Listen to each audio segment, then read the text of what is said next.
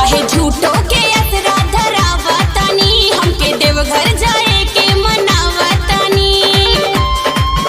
बाटे घर में बड़ी परेशानियां, दिल गुबारी हो सबके जीवनिया, चढ़ौलस जे गंगा जी के पनिया। दिल गुबारी हो सबके जीवनिया, चढ़ौलस जे गंगा जी के पनिया।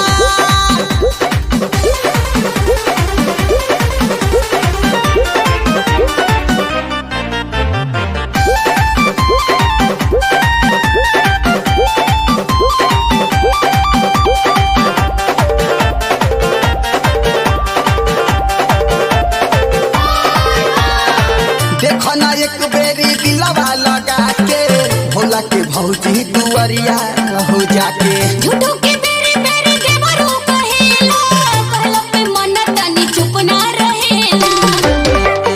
ए भौजी सुन तारे, देखो ना एक बेरी दिलवा लगा के, भोला के भौजी दुआरिया हो जाके। झूठो के बेरी बेरी देवरू कहेला, कहला पे मन तनी चुप ना रहेला। जनी कोरा ना ऐसे नादानिया, दिल गुबारी हो सबके जीवनिया, चढ़ौलस जे गंगा जी के पनिया। दिल गुबारी हो सबके जीवनिया, चढ़ौलस जे गंगा जी के पनिया।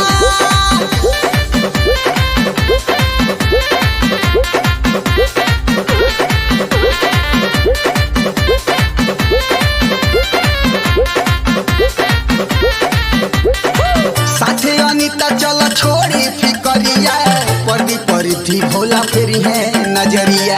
सारा सावन हम चढ़ा देब पानी, संदीप प्रमोद खुश होय है भोला दानी।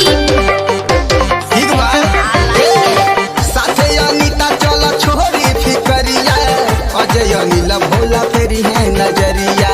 सारा सावन हम चढ़ा देब पानी, संदीप प्रमोद खुश होय है भोला दानी। सुन कोहेले ममता बचनिया, दिल गुबारी हो सबके जीवनिया, चढ़ौलस जे गंगा जी के पनिया।